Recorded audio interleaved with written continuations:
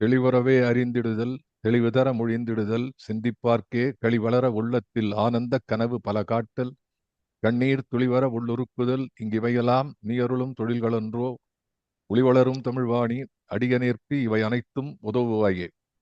பேரன்புமிக்க பாரதி அன்பர்களே, குவிகம் இலக்கிய அமைப்பு நடத்தி வருகின்ற மகாகவியின் மந்திரி சொற்கள் என்ற தொடர் நிகழ்விலே 253வது நிகழ்வாக இந்த காலை மாலை வேளைகளிலே ஜூம் அரங்கிலே உங்களை சந்திப்பதில் பெருமகிழ்ச்சி அடைகின்றேன். இந்த நிகழ்வை யூடியூப் போன்ற தளங்களிலே இணையதளங்களிலே பார்த்து கொண்டிருப்பவர்கள் மற்றும் பதிவிலே பார்க்க இருப்பவர்கள் ஆகிய அத்துணை பேர்களுக்கும் நன்றி கலந்த வணக்கங்களை உரித்தாக்கி மகிழ்கின்றேன். நம்ம தொடர்ந்து பார்க்கக்கூடிய பாடல் சுந்தரராஜன் சொன்னது போல இன்றைக்கு அது முடிந்தால் இன்னொன்று அடுத்த பாடலை எடுத்துக்கலாம். பட் இதுல சொல்ல வேண்டிய விஷயங்கள் நிறைய இருக்கின்றன. என்னுடைய தலைப்பு கண்ணனை வேண்டுதல். அந்த கண்ணனை வேண்டுதல் என்பது மட்டுமல்ல, அதுல முக்கியமாக அதுல எழுதியிருக்கிறது பாரதம் மேன்மை பெற வேண்டி கண்ணனை துதித்தல் என்று ஒரு அடிக்குறிப்பு இருக்கிறது. பாரதம் மேன்மை பெற வேண்டி கண்ணனை துதித்தல். ஒரு விஷயத்தை நான் முதல்ல உங்களுக்கு சொல்லிக்கொள்ள விரும்புகிறேன். ஒரு படைப்பாளியை பார்த்து கொண்டிருக்கும் போது நாம ஒரு நாளைக்கு ஒரு அரை மணி நேரம் 1 மணி நேரம் பாரதியை பத்தி படிச்சுட்டு போகுது அப்படிங்கிறது இல்லாம தொடர்ந்து இத்தனை வாரங்களாக பார்க்கிறோம் என்பதால் நாம் அதில் இன்னும் கொஞ்சம் ஆழ்ந்து பார்க்க வேண்டும். மற்றவர்கள் பார்ப்பதை விட நமக்கு இன்னும் கொஞ்சம் வாய்ப்பு அதிகம் இருக்கிறது. நாமே ஏற்படுத்தி கொண்டிருக்கிறோம் இந்த வாய்ப்பை. அதை நம்ம இன்னும் கொஞ்சம் அதிகமாக கவனிக்க வேண்டும். ஒரு படைப்பாளி எதை எழுதுகிறான், எதை பற்றி சிந்திக்கிறான் என்பதெல்லாம் அவனுடைய சூழ்நிலையை பொறுத்தது. அது ரொம்ப முக்கியம். இப்போ வெளிநாட்டில் இருக்கக்கூடிய ஃபார் எக்ஸாம்பிள் டேக் ஷேக்ஸ்பியர். நிறைய புத்தகங்கள் the times and life and times of Shakespeare என்று எழுதுவார்கள். Life and times of Milton என்றெல்லாம் எழுதுகிறார்கள், ஆய்வு செய்திருக்கிறார்கள். என்ன அப்படின்னா, ஒரு படைப்பாளியினுடைய வாழ்க்கை என்பது அவனுடைய படைப்பிலிருந்து விடுபட்டதல்ல. இன்னும் கேட்டா படைப்பு அனுபவம் என்பதே வாழ்க்கையினுடைய அனுபவமாக மாறுகிறது. அதுதான் பார்க்கிறோம். ஒரு சாதாரண எழுத்தாளனுக்கு அப்படி என்று சொன்னால், ஒரு மகாகவியாக விளங்கிய மாபெரும் கவிஞன் பாரதி, அவனுடைய வாழ்க்கையையும் அவனுடைய வாழ்க்கை சூழலையும் நாம் எண்ணி பார்த்தால்தான் அவனுடைய பாடலை நாம் சரியாக புரிந்து கொள்ள முடியும். அதனால்தான் ஒவ்வொரு பாடலிலும் அவன் வைத்திருக்கக்கூடிய அந்த முத்திரைகள், இன்னும் கேட்டா ரொம்ப பிரபலமான பாடல்களில் இல்லாத சில நுட்பமான விஷயங்கள் இது போன்ற பாடல்களில் இருக்கின்றன என்பதைத்தான் நான் உங்களுக்கு அடிக்கோடிட்டு குறிப்பிட விரும்புகின்றேன். எனவே எல்லாரும் பார்ப்பதோட நாம பார்க்கணும். இப்போ இந்த இந்த குழுவிலே மந்திர சொற்கள் என்ற குழுவிலே நாம பார்க்க கொண்டிருக்கும் போது உங்களோட சேர்ந்து நான் சிந்திக்கிறேன். அப்போ இத இந்த இந்த பாடலுக்கு ஒரு திருப்பு முனையாக இந்த பாடல் எனக்கு தெரிகிறது. ஏன் அப்படின்னா, ஒன்று, பாரதி கண்ணனை இவ்வளவு வெளிப்படையாக கீதாச்சாரியனாக அந்த கீதையினுடைய நுட்பமான பொருள் வேதத்திலிருந்து பெறுவதாகவும், அந்த வேதத்திலிருந்து பெற்ற அந்த அற்புதமான அந்த செய்தி இந்த மக்களுக்கு சேர்வதாகவும், அதனாலே இந்த மக்களாட்சி நடைபெற வேண்டும் என்றும் வெளிப்படையாக குறிக்கிற ஒரு பாடல் இது. உரைநடை எழுதியிருக்கிறான். உரைநடையில பல இடங்களிலே பாரதி எழுதுகிறார், இல்லை என்று சொல்லவில்லை. ஆனா பாடல் எடுத்து பார்க்கும்பொழுது இது போன்று வெளிப்படையாக எழுதப்பட்ட பாடல் ஒன்றும் இல்லை.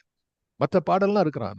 வல்லமை தாராயோ இந்த மாநிலம் பயனுற வாழ்வதற்கு எல்லாம் பொதுப்படையாக வரக்கூடிய விஷயங்களை சொல்கிறாரை வழிய ரொம்ப நுட்பமாக பார்க்கக்கூடிய விஷயம் இந்த பாடல். அதான் நான் உங்களுக்கு போன 2 முறையும் சுட்டி காட்டினேன். நான் மறுபடியும் அதை சொல்ல விரும்புகிறேன். போன முறை பேசும்போது சொன்னேன், வாழ்க்கையினுடைய சூழல் எப்படி பாரதிக்கு சில சில பயிற்சிகளையும் சில முயற்சிகளையும் தொட்டு காட்டி இருக்கின்றன என்று.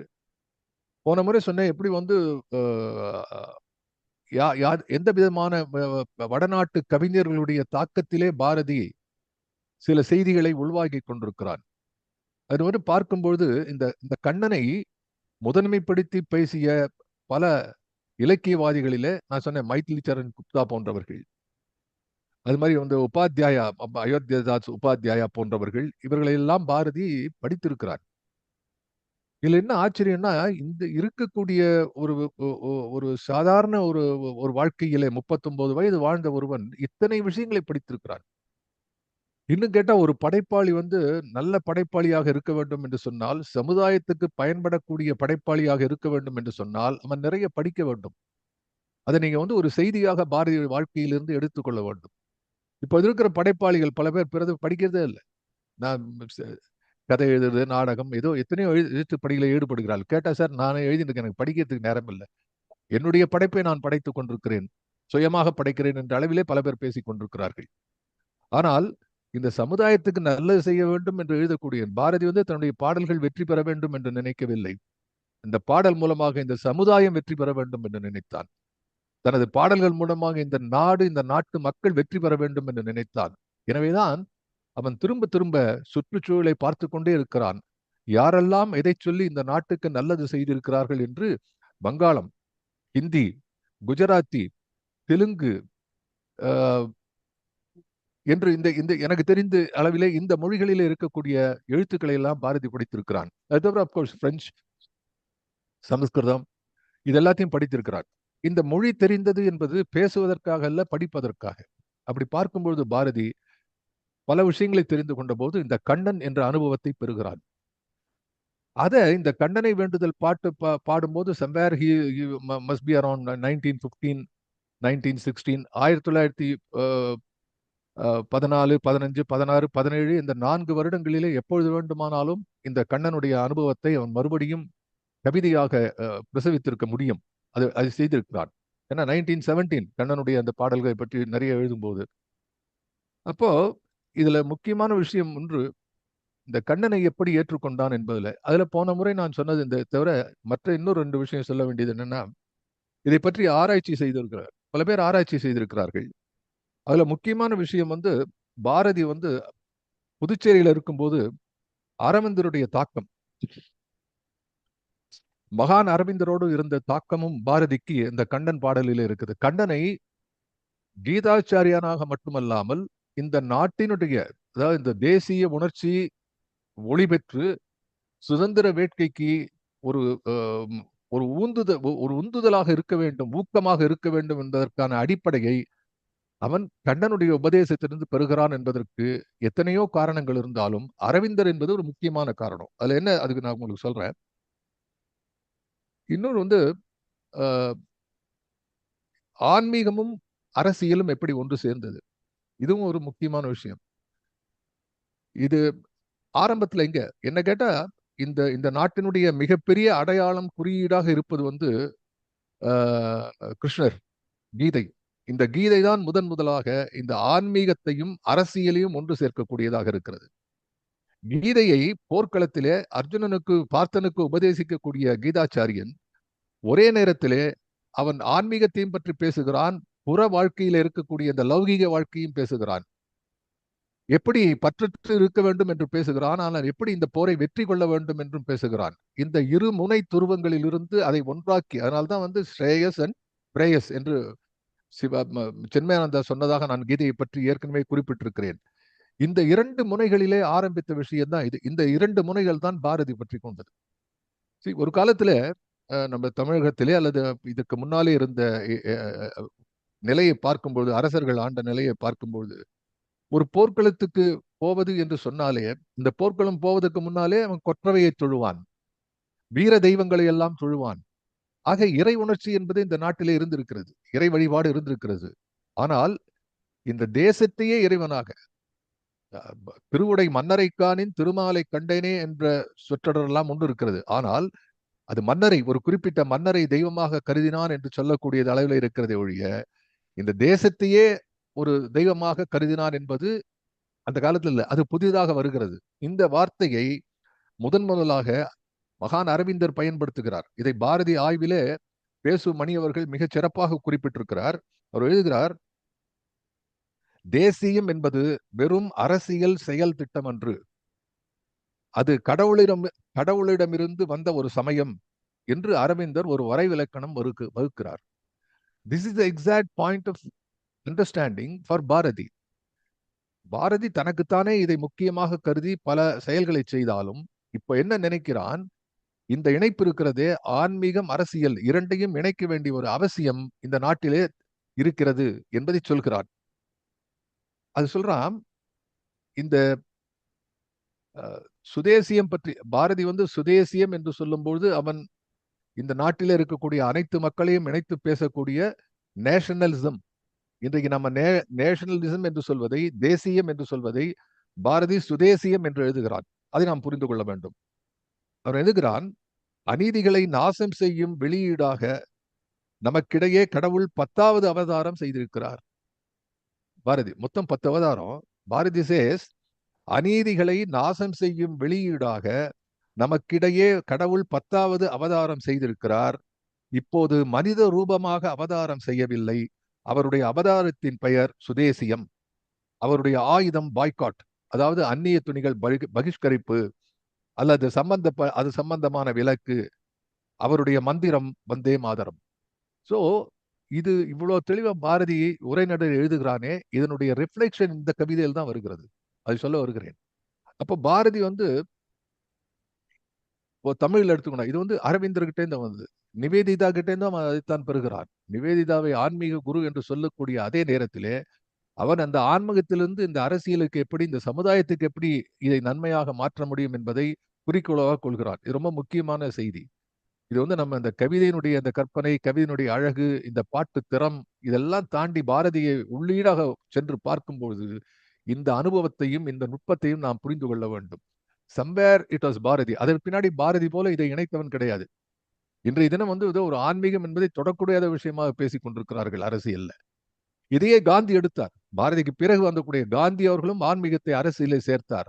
ஆனால் ஆன்மீகத்திலிருந்து அரசியல் சேராத தண்ணீரும் எண்ணெயும் இருப்பது போல அது தனித்தனியாக நின்று கொண்டிருந்தது.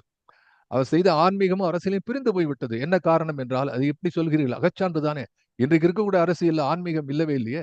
காந்தியத்தை பின்பற்றி இருந்தால் இந்த அரசியலை ஆன்மீகம் முழுதாக காலொன்றி நின்று இருக்க வேண்டும் அல்லவா? இல்லையே.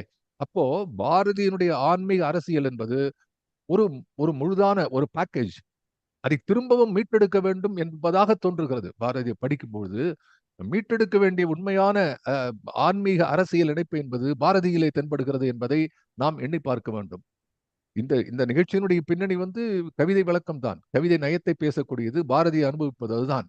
என்றாலும் இந்த அரசியலும் ஆன்மீகம் இணைந்திருக்கக்கூடிய பின்னணியும் ஒரு முக்கியமான செய்தியாக நான் உங்களோடு பகிர்ந்து கொள்ள விரும்புகிறேன். இதுக்கு இன்னொரு அகச்சான்று சொல்றேன். பாரதி என்னெல்லாம் படிச்சாங்கிறது ஆச்சரியமா இருக்கு. பாரதியை படிக்கும் போதுதான் தெரிகிறது. பாரதி சங்கத்தமிழ்ல இப்ப பேசுறாங்க. தமிழ் தமிழ் என்று சொன்னால் சங்கத்திலிருந்து ஆரம்பிக்கிறான். சங்கத்தமிழை பாரதி படிக்கிறார். இப்ப நான் சங்கத்தமிழை முதல்ல எடுத்து பார்க்கும்போது எனக்கு அதுல ரொம்ப ரொம்ப பெரிதாக இருந்து கல்பொரு சிறுநுரை, செம்புல பெயல் நீர் என்றெல்லாம் அதில் வரக்கூடிய அற்புதமான ஓமைகள், இது மாதிரி எத்தனையோ வருது. அதாவது கண்ணிலிருந்து வரக்கூடிய கண்ணீருடைய சூடு கன்னத்திலே வருமுன் ஆவியாக போகிறது. இப்படிப்பட்ட அற்புதமான விளக்கங்கள். ஆனா பாரதி படிக்கிறான். அவன் சக்கரை செட்டியார்னு ஒருத்தர், பாரதியை பற்றி நிறைய அறிந்தவர். அவர் இருக்கார். அந்த காலத்தை அவரோட அவரை பார்த்து அறிந்த சக்கரை செட்டியார் அவர்கள் எழுதுகிறார்கள், பாரதி தன்னைத்தானே புறநானூற்று பாணன், பாடன் என்றால் bard, like to say talk about the bard அப்படின்னு சொல்வது போல ஆங்கிலத்தில் புறநானூற்று பாணன் என்று தன்னைத்தானே பாரதி குறிப்பிட்டுக் கொண்டான். ஏன்னா அந்த புறநானூற்றில் இருக்கக்கூடிய அந்த வீரர்கள் அந்த வீரத்தினையும் அந்த வள்ளன்மை பற்றியும் எடுத்து சென்று பாடிக்கொண்டே சென்ற ஒரு பாணனை போன்ற தன்னையும் புறநானூற்று பாணன் என்று பாரதி கருதி கொண்டார் என்று சக்கரை செட்டியார், வி சக்கரை செட்டியார் எழுதுகிறார். அதுக்கு என்ன காரணம்னா, பாரதி என்ன நினைக்கிறான், அதுல இருக்கக்கூடிய வீரத்தை, சங்கம் என்று சொன்னாலே அகம் புறம் தான். ஒன்று அகம், இன்னொன்று புறம். அகம் என்பது இல் வாழ்க்கை, புறம் என்பது போர் வாழ்க்கை, புற வாழ்க்கை. அந்த அந்த வீரத்தை சொல்ல, ஒன்று வீரம், இன்னொன்று காதல். இந்த காதலும் வீரமும் தான். அதுல பாரதி இந்த வீர தாய்மார்களை பற்றி பாரதி மிக மகிழ்ந்து ஒரு கட்டுரை எழுதுகிறான். அது மட்டுமல்ல, அந்த காலத்துல அவனுடைய சமகாலத்தில் வாழ்ந்த ஒரு மாபெரும் தமிழறிஞர் மு ராகவையங்கார், அவருடைய மருமகன் ரா ராகவையங்கார் என்பவர் தமிழிலே மிக அற்புதமான செயல்கள் எல்லாம் செய்தவர்கள். அப்ப மு ராகவையங்கார் அவர்கள் வீரத்தாய், சங்க காலத்து வீரத்தாய்மார்கள், அது உங்களுக்கு தெரியும். அந்த வீரத்தாய் பற்றிய கதைகள் சங்கத்திலே நீங்க படித்திருப்பீர்கள். எப்படி ஈன்று புறந்தருதல் எந்தனை கடனே அந்த அந்த பாடலிருந்து ஆரம்பித்து சிற்றில் நற்றூன் பற்றி என் மகன் யாண்டொழனோ என வினவ அவன் புலி சேர்ந்து போகிய கல்லலை போல என்னுடைய மகன் இருக்கிறானே போர்க்களத்திலே நிற்பன் மாதோ என்று ஒரு ஒரு தாய் மகிழ்ந்து பேசுகிறாள் என்ற வீரம் எல்லாம் நமக்கு தெரியும். அப்படி அந்த வீரத்தை பற்றி மு ராகவையார் அவர்கள் ஒரு கட்டுரையிலே எழுதியதை பாரதி தன்னுடைய பத்திரிகையிலே ஸ்லாகித்து எழுதுகிறான். ஒரு தனி ஒரு காலம் கொடுத்ததுதான். வீர தாய்மார்களை பற்றி எழுதி இந்த நாட்டிலே வீரத்தை கொண்டு வந்தார்களே. அப்போ பாரதியினுடைய எண்ணம் முழுதாக எந்த படைப்பை தனக்கு முன்னாலே இருக்கக்கூடிய எத்தனை பலப்பாக கிளாசிசம் செவ்விலக்கியத்தில் இருக்கக்கூடியது, சமகால இலக்கியத்தில் இருக்கக்கூடியது, பிற நாட்டு இலக்கியங்கள் இருக்கக்கூடியது, அல்லது பிற மொழிகளில் ஃபார் எக்ஸாம்பிள் தாகூர் போன்றவர்கள் எழுதியது, அதுபோன்று அரவிந்தர் சொல்லக்கூடிய வார்த்தைகள், இப்படி பலவற்றையெல்லாம் உள்ளிழித்து கொண்டு பாரதி என்ன செய்கிறான், அதை ஒரு கன்சைஸ் அதை டிரான்ஸ்ஃபார்ம் பண்றான். அவன் கையிலே அது உருப்பெறுகிறது. அவனுடைய கையிலே இந்த எண்ணங்கள் எல்லாம் ஒரு மாற்று வடிவம் பெறுகின்றன. அதனுடைய ஆளுமை, அதனுடைய அவசியம், அதனுடைய திண்மை, அதனுடைய பொருண்மை, அதனுடைய அருமை, இது அத்தனையும் பொதிந்து வைத்து அவன் தன் பாடல்களிலே கொண்டு சேர்க்கிறான். நண்பர்களே, இத்தனை விஷயம் இந்த கண்ணனுடைய வேண்டுதல் இருக்கிறது. ஆகவே இது வெறும் ஒரு துதிப்பாடல் நாம் ஒதுக்கி தள்ளிவிட முடியாது. எனவேதான் மறுபடி சொல்கிறேன், இந்த சின்ன முன்னுரையிலே நான் சொல்லக்கூடிய விஷயம் என்னவென்று சொன்னால், பாரதி இந்த சாதாரண ஒரு பாடல், அவ்வளவாக அறிமுகம் இல்லாத ஒரு பாடல், ஏதோ பஜனை பாட்டு மாதிரி, ஏதோ கிருஷ்ண ஜெயந்தி அன்னைக்கு உட்காந்து கண்ணனை, அது கூட கண்ணன் பாட்டுல கண்ணா கண்ணா வருவாய் கண்ணா எல்லாம் நிறைய பாப்புலர் சாங் இருக்கும்போது இந்த பாட்டுல எவ்வளவு வச்சிருக்கிறா என்று நான் யோசித்து பார்த்தேன். அதை உங்களோடு பகிர்ந்து கொள்வதில் மகிழ்கிறேன். அதான் வேற ஒண்ணு, அதுதானே, அதுக்குத்தான் இந்த மேடை, இந்த மேடையே அதற்குத்தான். ஆகவே பாரதி மட்டுமல்ல, நான் இன்னொன்னு கேட்கிறேன் உங்களை. சப்போஸ் பாரதி 1882 பிறந்து 1921 மறைந்து 39 வயது ஆழ்ந்து முடிந்த அந்த முண்டாசு கவிஞன் இந்த காலத்திலே பிறந்திருந்தான் என்ன எழுதியிருப்பான்? இந்த காலத்துக்கு வேண்டிதானே எழுதியிருப்பான். திருப்பி அதையா எழுதியிருக்க போறான்? இல்ல. அப்போ அவனுடைய கைகளிலே, அவனுடைய கற்பனையிலே, அவனுடைய கருத்திலே வந்த கருத்தியல், அவனுடைய கற்பனை வளம், இது எல்லாமே சூழ்நிலைகளிலானே உருவாக்கப்பட்டது. அந்த சூழலுக்கு பின்னணியில் இருக்கக்கூடியது அவனுடைய மிகப்பெரிய தாபம். இந்த நாடு இருக்கிறதே, அது உருப்பெற வேண்டும், இந்த நாடு வெற்றி பெற வேண்டும், அடிமைப்பட்டு கிடக்கக்கூடிய இந்த நாடு விடுதலை பெற்று வெற்றி வாகை சூட வேண்டும் என்ற எண்ணத்துக்கு அதுக்கு என்னெல்லாம் செய்யலாமோ அத்தனையும் அவன் தன்னுடைய எழுத்துக்களாலே படைப்புகளாக செய்தான் என்பதற்கான அகச்சான்றாகத்தான் அத்தனை பாடல்களும் இருக்கின்றன. இது இன்னும் அழுத்தமாக அதிகம் பாராத பாடலிலே இவ்வளவு விஷயத்தை பாரதி பொதிந்து வைத்திருக்கிறான் என்பதை உங்களோடு பகிர்ந்து கொள்வதிலே மகிழ்ச்சி அடைகிறேன். இப்ப இந்த பாடலை மறுபடி பார்க்கலாம். இந்த பாட்டுல மிச்சம் இருக்கக்கூடிய இந்த ஸ்டாண்ட்ஸா நம்ம பார்க்கிறோம் இன்னைக்கு. இதுல அந்த பாட்டை மறுபடி பார்க்கலாம். 6 நினைக்கிறேன், 6வது ஸ்டாண்ட்ஸா நினைக்கிறேன். இதுல ஐய கேள் இனி ஓர் சொல் அப்படி ஆரம்பிக்கிறான். இது வரைக்கும் பேசினது மொத்தம் 5 பகுதியை பார்த்தோம். as I said, இது ஸ்டாண்ட்ஸான்னு சொல்ல முடியாது. என்னது ஓடி செல்லக்கூடிய ஆசிரியப்பா, அதனால நாமவே படிப்பதற்கு எளிதாக இருக்க வேண்டும் என்று நாம பிரித்து வைத்திருக்கிறோம். இதுல இந்த ஐய கேள், ஏன்னா இதுல கொஞ்சம் தவறு இருப்பதனால நான் சொல்றேன், மறுபடியும் நீங்க அந்த இதை சரி பார்த்துங்க. ஐய கேள் இனி ஓர் சொல், ஐய கேள் இனி ஓர் சொல், அடியார் யாம் உய்ய நின் மொழி பற்றி ஒழுகியே மையரும் புகழ் வாழ்க்கை பிறர்க்கு என செய்யும் செய்கையில் நின் அருள் சேர்ப்பையால்.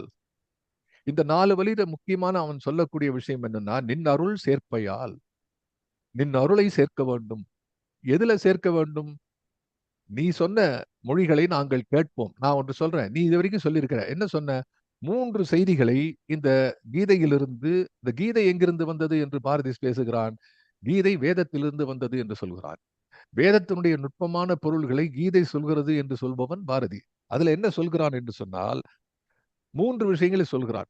ஒன்று அறம் செய்மின், 2வது சத்தியம் பூணுமின், 3வது தீது அகற்றுமின். இந்த 3 விஷயம் இருக்கிறதே, நீ சொன்ன மொழி இருக்கிறதே, அதை ஒழுகியே என்று சொன்னா பின்பற்றுதல், ஒழுக்கம், அதுல தான் வருது. ஒழுகுதல் என்று சொன்னால் வாழ்தல். ஒழுக்கம் என்று சொல்லியன்னா, ஒழுகியே என்பது தொடர்ந்து வரக்கூடிய ஒரு பெருக்கு இருக்கிறதே, அதுக்கு பேர் ஒழுக்கு, நீர் ஒழுக்கு என்று சொல்கிறார்கள். அப்படி ஒழுக்கம் என்பது டிஸ்கிரீட்டா இருக்கக்கூடாது, தொடர்ந்து இருக்கக்கூடியதான் ஒழுக்கம். அதுதான் that is called in English discipline, as what you say. Moral aspects notwithstanding, ஒழுக்கு என்பது தொடர்ந்து இருப்பது. அப்போ உன் மொழி பற்றி ஒழுகியே, எல்லா நிலையிலும் நீ சொன்ன இந்த 3 விஷயங்கள் என்ன? 3 விஷயங்கள் மறுபடியும் சொல்றேன். அறம் செய்மின், சத்தியம் பூணுமின், தீது அகற்றுமின் என்ற இந்த 3ஐயும் சொன்ன உய்ய நின்மொழி, இந்த இந்த 3 மொழிகளும் நீ எங்கிருந்து சொன்னாய்? வேதத்திலிருந்து வந்த கீத உபதேசத்திலிருந்து நீ சொல்லியிருக்கிறாரே, அது உய்யக்கூடிய, உய்ய என்று சொன்னால் வாழ்க்கையில உயர்ச்சி பெறுகிறது, மேன்மை பெறக்கூடிய விஷயம். அப்படி நாங்கள் உய்வதற்கு நீ சொன்ன அந்த மொழியை பற்றி விடாமல் பின்பற்றியே மையரும் புகழ் வாழ்க்கை. இப்படி இந்த நல்ல விஷயத்தையே பின்பற்றி கொண்டிருக்கின்ற காரணத்தினாலே எந்த விதமான கரையும் இல்லாத, எந்த விதமான பழியும் அற்ற ஒரு புகழ் வாழ்க்கையை நாங்கள் வாழ செய்யும் செய்கையில், அதற்காக நோக்கி போடும் இந்த நடையிலே, நாங்கள் செய்யக்கூடிய வாழ்க்கையிலே நீ உன் அருளை சேர்ப்பாய். முதல்ல வந்து நீ சொன்னது வந்து உபதேசம், அதை கேட்டு நாங்கள் பின்பற்றி நடக்கிறோம். அப்படி நடக்கும் பொழுது நீ உன்னுடைய அருளையே எங்களுக்கு சேர்க்க வேண்டும். அதுதான் இந்த பாட்டு. ஐய கேள் இனி ஓர் சொல். கமா அடியார் யாம், நாங்கள் எல்லாம் அடியவர்கள், இந்த நாட்டினுடைய குடிமக்கள் அடியார்கள் யாம். உய்ய நின்மொழி பற்றிய எங்களை உய்விக்க வர சொல்லக்கூடிய நீ மொழியை நாங்கள் பின்பற்றுகிறோம். மையரும் புகழ் வாழ்க்கை பெறற்கென செய்யும் செய்கையின் இன்னருள் சேர்ப்பையால், நீ வந்து இந்த வாழ்க்கையிலே எங்களுக்கு அருள் சேர்க்க வேண்டும். நின் அருள் சேர்ப்பையால், இன்னருள் சேர்ப்பையால், செய்கனின் நின் அருள், இது செய்கனின் அருள் சேர்ப்பையால், நின்னுடைய அருளை சேர்க்க வேண்டும் என்று சொன்னார். ஆகவே இதுல இன்னருள் என்பதை விட நின்னருள் என்பது முக்கியம். அதை இன்னருள்னு பிடிக்க கூடாது. அதுவும் அழகுதான், இனிமையான அருள். ஆனா நின்னருள், நான் அதுக்கு காரணம் சொல்றேன். நின்னருள் சேர்ப்பையால் என்று புரிந்து கொள்ளுங்கள். நான் பின்னாலே அதுக்கு காரணத்தை பொருத்தி காட்டுகிறேன். நின்னருள் சேர்ப்பையால் என்கிறான். இப்போ அடுத்தது பாடல் என்னன்னா, ஒப்பிலாத உயர்வோடு கல்வியும் எய்ப்பில் வீரமும் இப்புவி ஆட்சியும் தப்பிலாத தருமமும் கொண்டு யாம் அப்பனே நின் அடிபணிந்து உய்வமால். இதுல இந்த 2 பாடல்ல இருக்கக்கூடிய மறுபடி நாம இந்த முதல்ல இந்த 3 செய்திக்கு போலாம். இங்க என்ன சொல்றான்? ஒப்பிலாத உயர்வோடு கல்வி, 2வது எய்ப்பில் தளர்வறியாத வீரம், அதுக்கப்புறம் இப்புவி ஆட்சி, தப்பிலாத தருமம். இப்போ இவன் இந்த 4 சொல்கிறானே, இந்த 4 இவன் சொல்லக்கூடிய அவசியம் என்ன என்றால், இவன் சொல்லக்கூடிய இந்த 3 விஷயம். எது இந்த 3 விஷயம்? மறுபடியும் அதை நான் கொஞ்சம் விளக்க விரும்புகிறேன். ஒன்று வந்து அறம் செய்மின், 2வது வந்து சத்தியம் பூணுமின், 3வது வந்து தீது அகற்றுமின். இந்த 3த்துக்கும் உள்ள டிஃபரன்ஸ் என்ன? அதை நம்ம பார்க்கணும். முதல் கேள்வி, அறம் செய்மின் என்று சொன்னானே, அப்போ அறம் என்பது என்ன என்று கேட்டால், இதை பற்றி நான் ஏற்கனவே விளக்கி இருக்கிறேன். அது ஒரு தனி மனிதனுடைய செய்கை. அறம் என்பது கடமை என்று பாரதி பேசுகிறான் என்று அதையும் நான் உங்களுக்கு சுட்டி காட்டினேன். 2வது வந்து சத்தியம் பூணுமின் என்று சொன்னான். அது என்ன? சத்தியம் கடைபிடி என்று சொல்லலாமே. சத்தியம் மத தர்மம் சர சத்தியம் பத என்று சொன்னார்களே, அது போல வந்து சத்தியத்தை காப்பாற்ற வேண்டும், சத்தியத்தை கடைபிடிக்க வேண்டும் என்பது இல்லாமல், சத்தியம் பூணுமின் என்று சொன்னதுக்கு என்ன ஒரு காரணம், நுட்பமான காரணம் இருக்க வேண்டும் என்று சொன்னால், அறம் என்பது நீ தனியாக செய்ய வேண்டியது, அறம் என்பது பிறர்க்கு நீ செய்ய வேண்டியது, சத்தியம் என்பது நீ கை கொள்ள வேண்டியது மட்டுமல்ல, இந்த சத்தியத்தினாலே இந்த சத்தியம் என்பதை பிறர் அறிய செய்ய வேண்டும். இதுக்கு இதுக்கு எப்படி நீங்க விளக்கம் சொல்ல வேண்டும் என்றால், பேராசிரியர் விளக்குவார்கள். எல்லாருக்கும் தெரிந்த ஒரு திருக்குறள். அதுல வந்து சமன் செய்து சீர்தூக்கும் கோல் போல் அமைந்து உருவார் கோடாமை சான்றோர்க்கு அணி. அப்படி இந்த குறள் தெரியும் இல்லையா எல்லாருக்கும்? ம்? எல்லாருக்கும் தெரிந்த குறள் தான் இது. இந்த நடுநிலைமையா இருக்கக்கூடிய விஷயத்துல எப்படி இந்த தராசு இருக்கிறது, அந்த தராசு வந்து அப்படி மேலும் கீழும் போகுது. சமன் செய்து சீர்தூக்கும் கோல். இந்த தராசு வந்து முதல்ல எடை போடுவதற்கு முன்னாலே அது சமனாக நிற்கிறதா என்று பார்க்க வேண்டும். ஏற்கனவே சரியா இல்லாத துலாக்கோல்ல வந்து எடை போட்டு பார்த்தா தப்பா தான் இருக்கும். அப்போ அதுபோல சமன் செய்து சீர்தூக்கும், 2 பக்கமும் எந்த விதமான கோடாமை, இந்த பக்கம் அந்த பக்கம் சாயாமல் இருக்க வேண்டிய கடமை சான்றோருக்கு இருக்கிறது என்று சொன்னானே. ஆனா சொல்லக்கூடிய வள்ளுவன் என்ன சொல்கிறான்? இது சான்றோர்க்கு அணி என்று சொல்கிறான். அணி என்பதுல என்ன சிறப்பு என்றால், இதை அணி என்றால் வெளியில தெரியும். இப்ப நான் வந்து ஒரு ஒரு ஒரு அங்கவஸ்திரம் பெரிய ஒரு தலப்பா கட்டிட்டு இருக்கேன்னா வெளியில தெரிகிறது. ஒரு கேப் போட்டுன்னு தெரியும். அதுபோல இந்த சான்றோன் என்ன செய்ய வேண்டும்? தான் ஒருபார் கோடாமையாக இருக்கிறோம் என்பதை பிறருக்கு தெளிவுபடுத்த வேண்டும்.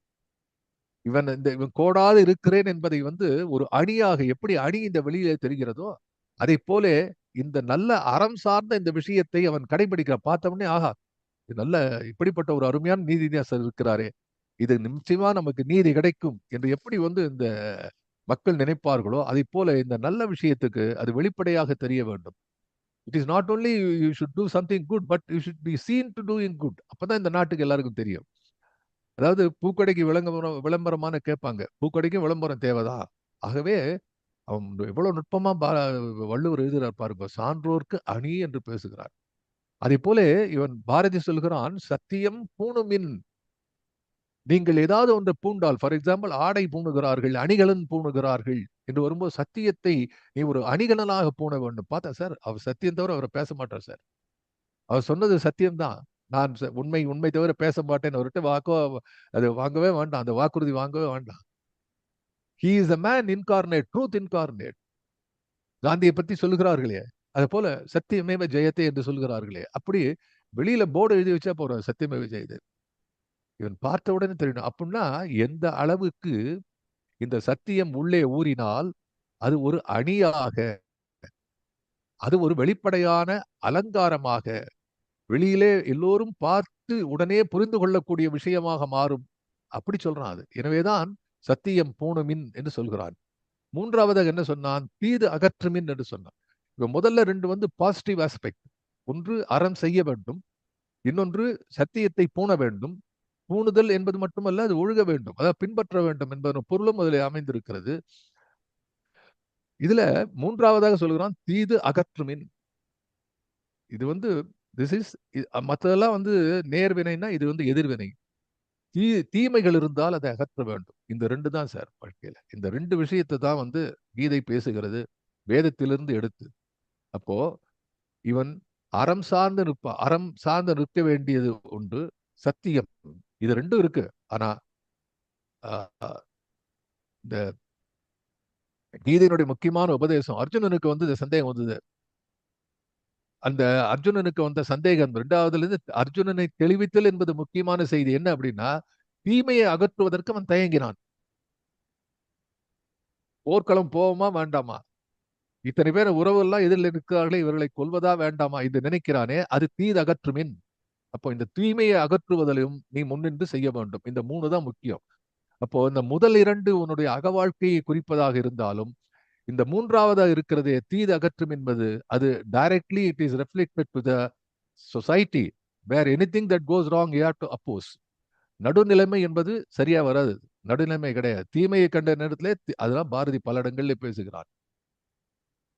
தீமையை எதிர்ப்பதை பற்றி பாப்பா பாட்டிலிருந்து எல்லா இடத்திலையும் பாரதி பேசக்கூடிய அந்த அனுபவ பின்னணி என்ன என்று சொன்னால் இதுதான். அப்போ இன்னொன்று நினைத்து பாருங்கள், பாரதி தன்னைத்தானே இங்க சொல்லிக் கொள்கிறான். என்ன சொல்றான்? ஐய கேள் இனியோர் சொல் அடியாரியாம் உய்ய நின்மொழி பற்றி ஒழுகிய என்று சொன்னால், இந்த மூன்றை நினைத்து பாருங்கள். அறம் செய்மின், சத்தியம் பூணுமின், மூன்றாவது தீமை அகற்றுதும். இந்த மூணு தான் பாரதியும் பின்பற்றுகிறார்.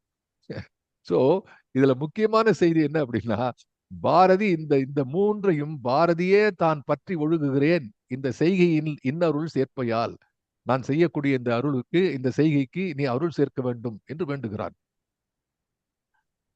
அதுக்கப்புறம் இரண்டாவதாக பார்க்கக்கூடியது ஒப்பிலாத உயர்வோடு கல்வியும். இது நாம தொடர்ந்து இதை பார்க்கிறோம் இந்த பாட்டுல. ஒப்பிலாத உயர்வோடு கல்வியும் என்று சொன்னால், இப்போ இது கல்வி. கல்வி என்பது என்ன என்றால், கல்வி என்பது ஒரு அறிவுடைமை. அதை விட முக்கியம் வள்ளுவனைத்தான் சொல்றோம், இலக்கணத்தை சொல்றோம். கல்விக்கு இப்போ ஒப்பில்லாத கல்வின்னா, முதல்ல கல்வின்னா என்னப்பா? கல்விக்கு அறிவு அற்றம் காக்கும் கருவி என்று பேசுகிறான் வள்ளுவர். அப்போ உன்னை அழிவிலிருந்து காக்கக்கூடியது கல்வி. பாரதி என்ன நினைக்கிறான்? இந்த நாடு அழிவின் விளிம்பிலே நிற்கிறது, அடிமைத்தனத்திலே ஆழ்ந்து கிடக்கிறது. இதற்கு விடுதலை வேண்டும் என்று சொன்னால் கல்வி அவசியம். எனவே கல்வி, அந்த கல்வி எப்படி இருக்க வேண்டும் என்றால், ஒப்பிலாத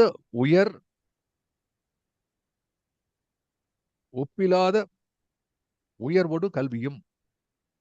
இந்த கல்வி ஒப்பிலாத கல்வியா இருக்க வேண்டும். ஏன் என்று சொன்னால், இந்த ஒப்புதல் தான் இந்த நாட்டை அடிமைப்படுத்தி வைத்திருக்கிறது. when compared to the, அதாவது தாழ்வுற்று வறுமை மிஞ்சி விடுதலை தவறி கெட்டு இந்த நாட்டில் எங்க இருக்குன்னு சொன்னா, இந்த உலகத்திலேயே மோசமான நிலையில இருக்கிறது இந்தியா அவன் வாழ்ந்த காலத்திலே. அப்போ ஒப்பிலாத உயர்வோடு கல்வியும்னா, இந்த நாட்டை ஒப்புயர்வற்ற ஒரு உன்னத நிலைக்கு கொண்டு வருவதற்கு ஆதாரமான கல்வியும், எய்ப்பில் வீரமும். தளர்வில்லாத வீரம். அதுக்கு ரொம்ப முக்கியமான விஷயம், as people say, it should be a continuous commitment. ஒரு நாள் சூரத்தனம் இருக்கக்கூடாது. ஞாயிற்றுக்கிழமை மட்டும் ஏதோ உட்காந்துருக்க, ஏதோ ஒன்று பண்றேன், மற்ற நாள்ல கிடையாது என்று. அது மாதிரி செய்யக்கூடிய வேலைகளுக்கும் சில வேலைகளுக்கு வந்து நீங்க இது கொடுக்கலாம். என்ன சொல்லலாம், அது you can give rest. Not for anything that is important for life. For example breathing, அதான் இன்வாலன்ட்ரி. நம்ம உடம்புல எதெல்லாம் இன்வாலன்ட்ரியா இருக்கோ அதெல்லாம் வந்து வாலண்டரி ஆச்சுன்னா பல பேர் இருக்க மாட்டான், போயிடுவான். மூச்சு விடுறது என்பதை வந்து ஒரு ஆப்ஷனலா வச்சிருக்க சொல்லுங்க. பல பேர் மறந்து போயிடுவான், மூச்சு விடுறதையே மறந்து போயிடுவான். ஸோ கடவுள் என்ன செய்தான், எதெல்லாம் நிச்சயமாக செய்ய வேண்டுமோ அதையெல்லாம் இன்வாலண்டரியா வச்சுட்டான். It's not voluntary action, it is involuntary. அப்படி சில விஷயங்கள் இருக்கிறது. அப்ப எய்ப்பில் வீரம் என்று சொன்னார். இப்ப பாக்குறோம், நம்ம பாக்குறோம், சுற்றுச்சூழல் பாக்குறோம், எய்ப்பில் தளர்வறியா வீரம். ஏன்னா வீரம் இருக்கிற இடத்துல தளர்வு தளர்வு வரக்கூடிய வாய்ப்பு இருக்கிறது. It's not armchair dialogue. It's only எப்போ டயர்ட் ஆகும், ஓடினாதான். உடம்பை வருத்தும் பொழுதுதான் உங்களுக்கு சோறு வரக்கூடிய வாய்ப்பு அதிகமாக இருக்கிறது. நீங்கள் உட்கார்ந்து இருக்கும் போது இருப்பதை விட ஓடும்போதுதான் கீழே விழக்கூடிய வாய்ப்பு அதிகமாக இருக்கிறது. விபத்து நேரக்கூடிய வாய்ப்பு எப்போ இருக்கிறது, வண்டி வேகமாக ஓடும் போது. அப்போ வீரர்களுக்குத்தான் அந்த சோர்வும் அந்த தளர்வும் வரக்கூடிய வாய்ப்பு அதிகமாக இருக்கிறது. காரணம், வீரர்கள் இந்த பக்கம் வீரர்கள், அந்த பக்கம் வீரர்கள் இருக்கிறார்கள். ஒரு ரெண்டு போர்களை பொருந்தும் போது சில நேரம் இந்த பக்கம் வெற்றி, சில நேரம் அந்த பக்கம் வெற்றி. அப்ப வெற்றியிலே வெஞ்சி நிற்காமலும் தோல்வியிலே துவளாமல் இருக்கக்கூடிய ஒரு தளர்வறியா நெஞ்சம். அபிராமி அம்மை இதுல பாடுறது தளர்வறியா என்று பாடுகிறார். தளர்வே இருக்கக்கூடாது, அது ரொம்ப முக்கியம். அது தளர்வு என்பது மனச்சோர்வையும் உள்ளடக்கிய ஒரு சொல்லாக இருக்கிறது. It is not merely physical but also mental. இப்போ உடல் அளவிலே மட்டுமல்லாத உள்ளத்திலே இருக்கக்கூடிய தளர்வறியாத இருக்கிறதே அந்த எய்ப்பில் வீரமும். இந்த ரெண்டும் இருக்கும்போது இப்புவி ஆட்சியும். புதிய ஆத்திசூடியில பாரதி பேசுகிறான். என்ன பண்றான், அகர வரிசையில் தான் எழுதுறான். அதனால அது நெடுங்கணக்கு வரிசை தான் இருப்பதனாலும் இருந்தாலும் எவ்வளவு அழகா நம்ம கடைசியில வவ்வுதல் நீக்கு வையத் தலைமைகள். வவ்வுதல் நீக்குன்னா இது திருடக்கூடாது, திருடாத இருக்கணும். வவ்வுதல் நீக்கு அவன் சொன்ன வைய தலைமைக்குள். அப்போ வைய தலைமை கொள்பவன் திருட்டு குணம் இல்லாம இருக்கணும். பிறருடைய பொருளுக்கு ஆசை இல்லாதவன் தான் தலைவனாக வர வேண்டும். பாரதி புதிய ஆத்திச்சூடியில அற்புதமாக பேசுகிறான் அந்த வைப்பு முறையில. அது போல இங்க என்ன சொல்கிறான், ஒப்பிலாத உயர்வோடு கல்வியும் எய்ப்பில் வீரமும், அது ரெண்டும் இருக்கும்போது இப்புவி ஆட்சியும். இதுதான் நான் இது ஒன் ஆஃப் தி அகச்சான்று நான் சொன்னேன். என்ன அப்படின்னா, இந்த பாட்டுல டைரக்டா என்ன சொல்றான், இப்புவி ஆட்சியும் என்று சொல்கிறான். ஆரம்பத்துல என்ன சொல்றான், பார்த்தனுக்கு உபதேசம் செய்த கண்ணனே, கண்ண பெருமகனே, செங்கனுடையாய் வேதத்தினுடைய சாரத்தை கீதை மூலமாக உபதேசித்த ஆச்சாரியனே என்று கண்ணனை வழங்கியவன், நீ என்ன எனக்கு என்ன வழங்க வேண்டும் என்று சொன்னால், not only this attitude and aptitudes and இந்த கேரக்டரைசேஷன், இதையெல்லாம் தாண்டி இப்புவி ஆட்சியும் என்ற ஒரு வார்த்தையை வைக்கிறான். So it is a wonderful stamp of authority. It is a relevance. Not only it is relevant, but it is also a reference. ஏன் பாரதி இதை எழுதுகிறான் என்பதற்கான ஒரு முக்கியமான சான்று இந்த புவி ஆட்சி என்பது. இந்த புவி ஆட்சி என்பது வேற எந்த பாட்டிலையும் வந்து எந்த தெய்வ பாடல்கள், சக்தி பாடல்கள், காளி பாடல்ல புவி ஆட்சி என்ற வார்த்தையை பயன்படுத்தவே இல்லை. It is the governance of the nation என்பதை இங்கே கொண்டு வருகிறான். காரணம், it is only this particular link between the Krishna, the concept of Krishna. அதான் நான் ஏற்கனவே சொன்னேன். இந்த அயோத்திதாஸ், இந்த உபாத்தியாயா போன்றவர்கள் என்ன செய்தார்கள், அவன் வாழ்ந்த காலத்திலே இருந்த அந்த அது என்ன படிச்சாங்கிறது இன்னும் தெரியல. அந்த ஆராய்ச்சி இன்னும் யாரும் சரியா பார்த்து கிடைக்கல. அது பண்ணணும். எந்தெந்த புக்கு எதெல்லாம் படித்தான் என்று பார்க்க வேண்டும். அதுல ஒரு ரெஃபரன்ஸ் வருது. பேசுமணி அவர்கள் குறிப்பிடுகிறார்கள், கண்ணனை கண்ணனையும் ராதையும் குறியீடாக வைத்திருக்கிறார்கள். கண்ணனை வீரத்துக்கு கண்ணனையும், மக்களை சென்று சேர்ந்து அன்போடு பழகுவதற்கு ராதையையும் குறியீடாக, symbol of these valour and compassion. Valour, Kannan for valour and Radhai for compassion என்று குறியீடாக அவர்கள் குறிப்பிட்டதாக அவர் எழுதுகிறார் அந்த ஆய்வில. ஆகவே இதை பார்க்கும் பொழுது வீரமும் இப்புவி ஆட்சியும் தப்பில்லாத தருமமும், இதையும் முன்னாடி சேர்த்துக்கணும். இந்த இப்புவி ஆட்சியும் என்பது அப்ப பின்னாடி வரணும். தப்பில்லாத தருமமும். அது என்ன சார் தப்பில்லாத தர்மம்? தர்மம்னு வரும்போது தான் தப்பு நடக்கக்கூடிய வாய்ப்பு இருக்கிறது. See, only when you take a step, ஒரு வேலையை பண்ணும்போது தான் அது வந்து சரியா இருக்கா இல்லையான்னு தெரியும். ஒண்ணுமே பண்ணாத உட்காந்துருந்தா, unless you write, you do not know what is the wrong that goes into the linguistic or in the syntax. ஒரு வெண்பா எழுதி பாருங்கள். எழுதி பார்த்தா தான் அதில் தலை தட்டுற எதுக முனை எல்லாம் சரியா இருக்கா, ஈற்றடி சரியா வருதா என்று தெரியும். ஆகவே அது என்ன தப்பில்லாத தர்மம். அது அந்த தப்பில்லாத தர்மத்துக்கு தான் முன்னாடி வந்த சான்றோர் கனி என்று சொன்னானே. இது எல்லாம் அப்ப இதை வைத்து பாருங்கள். இந்த இந்த 4 விஷயம்: ஒப்பிலாத உயர்வொடு கல்வி, எய்ப்பில் வீரம், இப்புவி ஆட்சி, தப்பில்லாத தருமம். இதெல்லாம் பண்றதுக்கு என்ன வேணும்னா அந்த 3 கட்டளைகள், இந்த 3 ஆணைகள் நிற்கின்றனவே, அந்த ஆணைகளை அவன் சொல்கிறான். என்ன சொல்கிறான்? அறம் செய்மின், சத்தியம் பூணுமின், தீமை அகற்றுமின். இந்த 3ஐயும் செய்து இப்புவி ஆட்சியை கொண்டு யாம் அப்பனே நின் அடிபணிந்து உய்யோமால். இப்படி இதெல்லாம் ஃபாலோ பண்ணி இந்த ஆட்சியை நாம் உங்களுடைய அருளினாலே பெறுகிறோம். உய்வமால். ஆல் என்பது அசைச்சொல் என்று சொன்னேன். உய்வமால் என்று சொல்கிறான். சரி, இந்த 2 பாட்டுல இருக்கக்கூடிய டிஃபரன்ஸ் என்ன? இந்த 2 பாடல், இந்த 2 4 லைன் பாடல்ல சொல்ல முடியாது. 4 அடி 4 அடி இருக்கிறது. இப்ப முதல் 4 அடியில் எப்படி முடிக்கிறான்னா, செய்யும் செய்கையில் நின் அருள் சேர்ப்பையால் என்று முடிக்கிறான். இல்லையா? என்ன என்ன லைன் அது? நின் அருள், நாங்க இதெல்லாம் செய்யறோம், உன்னுடைய அருளை கொடு என்று முடிக்கிறார். இந்த இந்த அடுத்த 4 வரிகள் என்ன சொல்றான் முடியும் போது? அப்பனே நின் அடிபணிந்து உய்வமால், நின்னுடைய அடிகளிலே விழுந்து நாங்கள் உய்கிறோம். முதல்ல வந்து நீ வந்து உதவுங்கிறான், ரெண்டாவது வந்து நாங்கள் உன்னை அடிபணிந்து நிற்கிறோங்கிறான். பியூட்டிஃபுல். நான் இன்னைக்கு இந்த நிகழ்ச்சி ஆரம்பத்துக்கு முன்னாலே பேசும்போது, பூனைக்குட்டியை பத்தி பேசும்போது நண்பர் வீரா அவர்கள் மார்ஜால நியாயம்னு எழுதினார். அதுல இருந்து எனக்கு ஒரு ஒரு எண்ணம் வருகிறது. இது எப்படி பார்க்க வேண்டும் என்று சொன்னால், முதல்ல சொல்றது வந்து மார்ஜால, அது என்ன சொல்லிடுறேன், மார்ஜால நியாயம், மர்க்கட நியாயம் என்று சொல்வார்கள். ஒன்று பூனைக்குட்டி நியாயம், இன்னொன்று வைஷ்ணவ சம்பிரதாயத்தில் இருக்கு, பிரபத்தி என்று சொல்லுகிறார்கள். அது நீண்ட பேருரை, வீரா போன்றவர்கள் பேசலாம். அதை பேசுறதுக்கு நான் பேச முடியாது. ஆகவே அதுல என்ன சொல்ல வருகிறாள்னா, ஒண்ணு பூனைக்குட்டி தர்மம் நியாயம்ங்கிறது என்னன்னா, இறைவா நாங்கள் எல்லாம் பூனைக்குட்டிகள் என்றால், பூனைக்குட்டி என்ன பண்ணும்? தாய் பூனை, தியாகராஜன் போன்றவர்களுக்கு தெரியும். ஏன்னா கிட்டத்தட்ட 7-8 பூனை வீட்டிலேயே சுத்துறதுங்கிறார், பார்க்கலாம். இந்த தாய் பூனை குட்டிகளை வாயாலே கவி கொண்டு வெவ்வேறு இடத்துல போய் செல்லும். குரங்கு என்ன பண்ணும்? குரங்கு தாய் ஒண்ணும் பண்ணாது, குட்டி அதை இருக்க கட்டிக்கும், அதை எடுத்துட்டு போயிடும். அதாவது இறைவன் உங்களை பற்றுவது, நீங்கள் இறைவனை பற்றுவது, அதுதான் குரங்கு பிடி என்பார்கள். குரங்கு பிடினா சும்மா அழுத்தமா பிடிக்கிறது, அதனுடைய வாழ்வு தாழ்வு எல்லாமே அதுல தான் இருக்கு. தாய் குரங்கு மரத்துக்கு மரம் தாவும். இது அப்படியே அது வயத்தை கட்டின்னு அப்படியே நல்ல அந்த பிடி போச்சுன்னா அது கீழே விழுந்துரும். இப்ப இந்த இந்த பாட்டுல பாருங்க என்ன சொல்றான்னு பார்த்தா, முதல்ல என்ன சொல்றான்?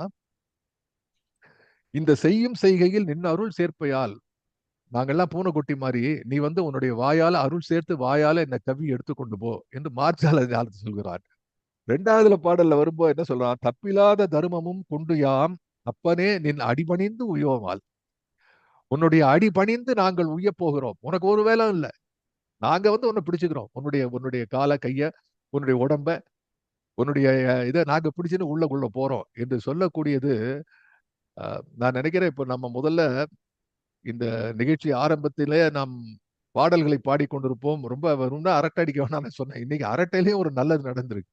ஏன்னா இதுல வந்து இந்த பூனைக்குட்டியும் இந்த குரங்குக்கும் உள்ள இந்த மார்ஜால இதுவும் இருக்கு பாருங்க அதுல. அதாவது என்னத்தையோ பார்த்து என்னத்தையோ ஒண்ணு வச்சு ஏதோ அதுல இருந்து பேசுறது இல்ல. ஒன்றிலிருந்து ஒன்று வருகிறது. அதாவது பாரதியை போகும்போது நான் நிதர்சனமாக நான் பார்த்தது. சில விஷயங்கள் எல்லாம் நான் நினைத்ததே கிடையாது. பேசும்போது அதை எண்ணி பார்க்கும்போது அடுத்த வரியிலே அது கண்ணுக்கு தெரிகிறது. ஆகவே ஒப்பிலாத உயர்வோடு இந்த 2த்தையும் மறுபடி படிச்சுட்டு அடுத்து போறேன். ஐய கேள் இனி ஓர் சொல், அடியார் யாம் உய்ய நின் மொழி பற்றி ஒழுகியே மையரும் புகழ் வாழ்க்கை பெறற்கென செய்யும் செய்கையில் நின்னருள் சேர்ப்பையால். மார்ஜால நியாயம். ஒப்பிலாத உயர்வோடு கல்வியும் எய்ப்பில் வீரமும் இப்புவி ஆட்சியும் தப்பிலாத தர்மமும் கொண்டு யாம் அப்பனே நின் அடிபணிந்து உய்வமால். மர்க்கடை நியாயம். அப்படி இந்த 2 விஷயத்தை பேசிய பாரதி இன்னும் அடுத்த ஸ்டான்ஸா போறா, அதை நம்ம பார்த்துடலாம், ஸ்கிரீன்ல பார்க்கலாம். the last 8 lines. மற்ற நீ இந்த வாழ்வு மறுப்பையேல், மற்ற நீ இந்த வாழ்வு மறுப்பையேல் சற்று நேரத்துள் எம்முயிர் சாய்த்தருள். அருமையான கடைசி 2 இது சூப்பர். இது ரெண்டுமே இந்த மாதிரி எழுதிருக்கான் பாருங்க. மற்ற நீ எந்த வாழ்வு மறுப்பையேல் சற்று நேரத்துள் எம்முயிர் சாய்த்தருள் கொற்றவா நின் குவலய மீதினில் வெற்று வாழ்க்கை விரும்பி அழிகிலேன். What a great statement. இந்த மாதிரி ஒரு பாட்டை வந்து வேற எழுதல. இது இது வந்து சாதாரணமா சொல்லியிருக்கான். அதாவது இதை பண்ணலன்னா செத்து போறது better. It is better to tie than to remain you as useless fellows. மற்ற நீ இந்த வாழ்வு மறுப்பையில் இறைவா, நான் உங்ககிட்ட ரெண்டு கேட்டேன். ஒன்னு மார்கால நியாயம், இன்னொன்னு மற்கட ஞானம். ஒண்ணு நீ வந்து வாயால கபிக்கோ, இல்ல நான் உன்னை பிடிச்சுக்கிறேன். இந்த ரெண்டு ஆப்ஷன் உனக்கு கொடுத்துருக்க. மற்ற நீ இந்த வாழ்வு மறுப்பையில், சப்போஸ் யூசே இந்த வாழ்வை என்னை மறுத்தேன் என்று சொன்னால் சற்று நேரத்துள் எம்முயிர் சாய்த்தருள். அட்லீஸ்ட் என்ன போட்டு மோகத்தை கொன்று விடு, அல்லால் இந்த மூச்சை நிறுத்து விடு, தேகத்தை சாய்த்து விடு இது சொல்கிறானே. அதை போற அங்க இதை யோசிச்சு பார்க்கணும். அந்த பாட்டு அவன் பாடும்போது பாடக்கூடிய அந்த அகப்பொருள் வினா, அந்த ஆன்மீக தாகம் இருக்கிறதே, அதை இங்கே அரசியல் தாகமாக மாற்றுகிறான், சுதந்திர வேட்கையாக மாற்றுகிறான், சுதேசிய அறிவுணர்வாக மாற்றுகிறானே. இந்த விழிப்புணர்வனுடைய வீரத்தை பாரதி வரிகளிலே வேற எங்கு காண முடியும்? எனவேதான் மற்ற பக்தி பாடல்களும் பாரதியினுடைய பாடல்களும் மிக மிக வேறுபட்டது. மற்ற நீ எந்த வாழ்வு மறுப்பையேல் சற்று நேரத்துள் எம்முயிர் சாய்த்தருள். அது கூட என்ன சொல்றான்? சாய்த்த அருள். அதுவும் உன் அருளினாலே வர வேண்டும். கொற்றவா, எனக்கு தலைவனே, நின் குவலய மீதினில், நீ படைத்த குவலயம். குவலயம்னா அந்த உலகம், பூமி, தரணி, அது குவலயம் என்று சொல்கிறோமே. அப்படி நின் குவலய மீதினில், நீ படைத்த இந்த உலகத்திலே வெற்று வாழ்க்கை விரும்பி அழிகிலேம். அழிகிலேம்னா அழிய மாட்டோம். அதுவும் அந்த பழந்தமிழ்ல அழிகிலேம் என்பது ஒரு அருமையான சிந்தை தெளிவாக்கு, அல்லால் இதை செத்த உடலாக்கு. வீரா எழுதுறார் உடனே. இதை எல்லாருமே, அதாவது வந்து சாட்ல பார்த்தோன்னா பாரதி பாடல்களை எல்லாருமே சொல்லக்கூடியவர்கள் தான் பாரதி அன்பர்கள் தானே. ஆகவே இது நிறைய எக்ஸாம்பிள் இருக்கு. பட் இந்த அளவு ஓப்பனா வந்து இப்புவி ஆட்சியை தர்மத்தோடு நான் நடத்தக்கூடிய ஒரு ஆற்றலை கொடுத்து இந்த சமுதாயத்தை உயர்வு செய்யக்கூடிய ஒரு புனித வாழ்க்கையை மேற்கொள்ளக்கூடிய என்னுடைய இந்த நடையிலே நீ உதவி செய்யாவிடில் என்னை செத்த உடலாக்கு, என்னை கொன்று போட்டு விடு. ஏன் என்றால் வெற்று வாழ்க்கை விரும்பி அழிகிலேன். அப்ப வெற்று வாழ்க்கை என்பது வாய்ச்சல் வீரரடி என்று சொல்கிறான். இந்த வாழ்க்கையினுடைய எத்தனையோ பாடல்களை பாரதியை பத்தி எழுதுகிறான். ஆனா இந்த இடத்துல எழுதுறான் ஒரே வார்த்தை சொல்றான், வெற்று வாழ்க்கை விரும்பி அழிகிலேன். அப்ப வெற்று வாழ்க்கை என்பது என்ன? பிறரை பற்றி உணர்வு இல்லாமல், சமுதாயத்தை பற்றி சிந்தனை இல்லாமல், மனித நேயம் இல்லாமல், அறத்தை ஓம்பாமல், சத்தியத்தை பேணாமல், தீமையை அகற்றாமல், உயர்வோடு ஒப்பில்லாத கல்வியும் இல்லாமல், இதெல்லாம் வாழ்வது வெற்று வாழ்க்கை. நம்ம யோசிச்சு பார்க்கணும், இந்த லிஸ்ட்ல நாம எங்க நிக்கிறோம்னு. அப்படி பார்க்கும்போது தெரியும், இந்த வெற்று வாழ்க்கை, சுற்று இருக்கக்கூடிய இந்த சூழலை பற்றிய நினைவே இல்லாமல் இருக்கக்கூடிய வெற்று வாழ்க்கை விரும்பி அழுகிலே. எனவே அப்படிப்பட்ட வாழ்க்கை எங்களுக்கு தேவையில்லை என்கிறான். இப்படிப்பட்ட ஒரு ஒரு வாசகத்தை அடுத்து சொல்லிடுறேன். அடுத்து இதையே தான் ரிப்பீட் பண்றேன். என்ன சொல்றான்? நிந்தன் மாமரபில் வந்து, நிந்தன், நிந்தன் என்பது எப்பவுமே வந்து தமிழ்ல நின்றன் தான் எழுதணும். இலக்கணப்படி பார்த்தா நின்றன். ஏன்னா அந்த புணர்ச்சி விதிப்படி நின் தன்ன வர தனித்தனியா வரும் நின்றன். பட் இங்க புரியுவதற்காக எழுத மாற்றி எழுதுகிறோம். நிந்தன் மாமரபில் வந்து நீசராய் பொன்றல் வேண்டிலம். பொன்றல் வேண்டிலம். அப்ப மேல வந்து நின்றன் அப்படிதான் இருக்கணும் அது. பட் புரிவதற்காக எழுதுறான். ஏன்னா சில நேரங்கள்ல தலை பிரித்து எழுதுவது, சந்தி பிரித்து எழுதுவது எல்லாம் பண்ணும்போது புணர்ச்சி விதிகள் தமிழ்ல தெரியாம போறது. அதுல வந்து எந்தன்னு எழுதக்கூடாது, என்றன்னு தான் எழுதணும். நின்றன் தான் எழுதணும். அப்ப இந்த நின்றன், அதனாலதான் பொன்றல்னு வருது அடுத்த எதுகை கீழே. ஆகவே நின்றன் மாமரபில் வந்து, உன்னுடைய மாமரபில், மாமரபு என்று சொன்னால் இது சாதாரண மரபு இல்ல, பெருமைக்குரிய மரபு, மாண்புக்குரிய மரபு, பின்பற்ற வேண்டிய மரபு, இந்த நாட்டினுடைய பண்பாட்டினுடைய ஆதாரமாக ஆணிவேராக விளங்கக்கூடிய மரபு இருக்கிறதே, அந்த நின்றன் மாமரபில். உன்னுடைய மரபு என்ன? பார்த்தனுக்கு நீ சொன்ன அந்த வேத வாக்கியங்கள், கீதை மூலமாக நீ சொன்ன வேத வாக்கியங்கள், அதுதான் இந்த நாட்டினுடைய மரபாக விளங்குகிறதே. நிந்தன் மாமரபில் வந்து, அப்படிப்பட்ட ஒரு மாபரம், ஒரு பெரிய ஒரு பின்னணியிலே வந்த பிறகு நீசராய் பொன்றல், பொன்றல்னா இரத்தல், சாவது, பொன்றல், பொன்றுதல் என்று சொன்னால் இறந்து படிதல். நீசராய் பொன்றல் வேண்டிலம். அப்படி மாமரபிலே வந்தவர்கள் நீசர்களாக, நீசர்னா யாரு? ரொம்ப இழிவானவர்கள். யார் அந்த இழிவு? அந்த இழிவுக்கு பின்னணி என்ன என்று கேட்டால் மேல சொன்னதுதான். என்ன? இந்த வெற்று வாழ்க்கை. யாரெல்லாம் வெற்று வாழ்க்கை வாழ்கிறார்களோ அவர்களெல்லாம் நீசராய் வாழ்பவர்கள், இழிவானவர்கள், கீழானவர்கள். அப்படி நீசராய் பொன்றல் வேண்டிலம், நீசராய் வாழ்ந்து இரத்தல் எங்களுக்கு வேண்டாம். பொற்கழல் ஆணைகான், உன்னுடைய பொற்கழல் மீது நான் ஆணை கொடுக்கிறேன், ஆணை செய்கிறேன். இன்று இங்கு எம்மை அதம்புரி, இன்றெங்கெம்மை அதம்புரி. அதம்புரினா என்னை கொன்றுதீர். அதம் என்று சொன்னால் அழித்து விடு, அதம்புரி என்று சொன்னால் என்னை அழித்து விடு. இன்று எங்கை அதம்புரி, இல்லையேல் வென்றியும் புகழும் தரல் வேண்டுமே. ஒன்று என்னை கொன்று போடு, இல்லைன்னா நீ எனக்கு வெற்றியும் கொடுக்க. வென்றினா வெற்றி, அந்த அந்த இடையிலே வரக்கூடிய அந்த மெல்லினம் இருக்கிறதே, அதுக்கு அதுக்கு வந்து அந்த இடையினம், அந்த இடையினத்துல வந்து அது கொடுக்கக்கூடியது இன்றி வென்றி என்பதற்கான மட்டுமல்ல, வெற்றியை வென்றி என்று எழுதலாம். அதுவும் இருக்கு. இன்றிங்கெம்மை அதம்புரி, இல்லையேல் வென்றியும் புகழும் தரல் வேண்டுமே. வெற்றி மட்டுமல்ல, புகழ் என்று சொன்னான். ஏன் என்று சொன்னால் அறத்தின்பால் இருக்கக்கூடிய வெற்றி. அறம் இல்லாத வெற்றிக்கு யாரும் புகழ் சேர்க்க மாட்டார்கள். அதர்மம் என்று சொல்வார்கள், அரக்கன் என்று சொல்வார்கள், அசுரன் என்று சொல்வார்கள். ஆகவே இந்த தொடர் வாக்கியத்திலே, தொடர் சொற்களிலே, தொடர் சொற்றொடர்களிலே பாரதி மிக அருமையாக குறிக்கிறான், வென்றியும் புகழும் தரல் வேண்டுமே. அப்ப இந்த வெற்றி தர்மத்தின்பால் பட்ட வெற்றியாக இருக்க வேண்டும். அதனால் எனக்கு புகழ் சேர வேண்டும். எனவே இந்த இரண்டையும் நீ கொடுக்க வேண்டும். உன் உன் கடல் ஆணை என்று பேசுகிறான். நம்ம நினைச்சு பார்க்க வேண்டியது, எவ்வளவு ஒரு முக்கியமான விஷயமாக இருந்தால் பாரதி இதை தன்னுடைய உயிரோடு பணைத்து சொல்வான். அப்ப பாரதி பல பாடல்களை, இப்ப மோகத்தை கொண்டு விடும் மாதிரி இன்னும் பல பேர் அது பாடல்கள், இன்னும் எத்தனையோ பாடல், வேடிக்கை மனிதரைப் போலே நானும் வீழ்வேன் என்று நினைத்தாயோ, பல பாடல்கள்ல எழுதுறான் சார் இத. பல பாடல்கள் இதை குறிப்பாலே சொல்கிறான். அதுக்கு நீங்களெல்லாம் இன்டர்பிரட் பண்ணிட்டு இருக்கோம், நாம இன்டர்பிரட் பண்றோம். ஆனா இங்க எந்த இன்டர்பிரேஷனும் நாம பண்ணாத, அவனே வெளிப்படையாக எழுதிய பாடல் என்பதனாலே இது ஒரு திருப்புமுனை பாடல். நான் கூட நினைக்கிறேன், திருப்புமுனை பாடல் என்றே ஒரு லிஸ்ட் என்கிட்ட இருக்கு. பாரதியினுடைய திருப்புமுனை பாடல்கள் என்றே ஒரு லிஸ்ட் இருக்கு. They are not popular. Popular in the sense, எப்பவுமே பாப்புலர் என்பது பல விஷயங்கள் அடிப்படையில் இருக்கிறது. பாரதியினுடைய பல பாடல்கள் பாப்புலர் ஆனதுக்கு காரணம் இசையிலே இருக்கக்கூடிய பாடல்கள், காவியத்திலே வரக்கூடிய குயில் பாட்டு, பாஞ்சாலி, இந்த மாதிரி வரக்கூடிய தனி பாடல்களை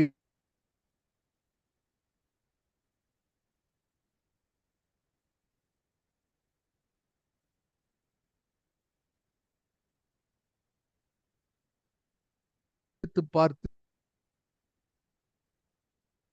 இருக்கக்கூடிய அந்த உணர்ச்சியை பார்க்கும்பொழுதுதான் அவனுடைய விளக்கமாக குயிலை நாய் என்று அவன் சொல்கிறான். அந்த குயிலை எப்படி கவிதையாக மாற்றுகிறான், அந்த குயில் எப்படி கவிதை என்று பேசுகிறது என்று சொன்னால், அதற்கு அடிப்படை காரணம் அந்த பாடலை புரிந்து கொள்ள வேண்டியதுதான். ஆகவே பாரதியை புரிந்து கொள்ள வேண்டும் என்று சொன்னால் பாரதியுடைய பாப்புலர் கவிதைகளை புரிஞ்சுக்கணும், பாரதியுடைய இசைப்பாடல்களை தெரிந்து கொள்ள வேண்டும், பாரதியுடைய பக்தி பாடல்களை படிக்க வேண்டும், ஞான பாடல்களை படிக்க வேண்டும், உரைநடையை படிக்க வேண்டும். அதிகம் பாராத பாரதி வரிகளையும் நுழைந்து பார்க்க வேண்டும். அப்பதான் நமக்கு பூரா தெரியும். அது என்ன உள்ள கஷ்டமா? கஷ்டம் ஒண்ணும் கிடையாது. குவிகம் இருக்கும்போது என்ன கஷ்டம்? குவிகம் என்ற ஒரு களம் இருக்கும்பொழுது இல்லை ஒன்றும் கஷ்டமே கிடையாது. ஏன்னா நம்ம திரும்ப திரும்ப பார்த்து கொண்டிருக்கிறோம். அதனால இது வரைக்கும் யாருமே பார்க்காத ஒரு பாடலாக இருக்குது. எனக்கு தெரிஞ்சு இந்த இலக்கிய பரப்பிலே இந்த பாடலை பற்றி விரிவாக எழுதியவர் கிடையாது. இந்த பாடலில் எத்தனை விஷயங்கள் இருக்கிறது என்பதை எடுத்து பேசியவர்கள். இது நமக்கு வந்து இது வந்து ஒரு பணியாக, ஒரு அஞ்சலி, பாரதிக்கு கிடைக்கக்கூடிய அஞ்சலி தான் நம்ம நினைக்கிறோமே ஒழிய, இது ஒரு பெரிய ஆராய்ச்சியாகவோ இது பெரிய விஷயமா நான் சொல்லல. ஆனாலும் கூட நண்பர்கள் இப்போ காலையிலயோ சாயந்தரமோ வந்து 1 மணி நேரம் நீங்க எனக்காக ஒதுக்குகிறீர்கள். நீங்க குவியத்தினுடைய அழைப்பை ஏற்று 253 வாரங்களாக தொடர்ந்து வந்து கொண்டிருக்கிறீர்கள்.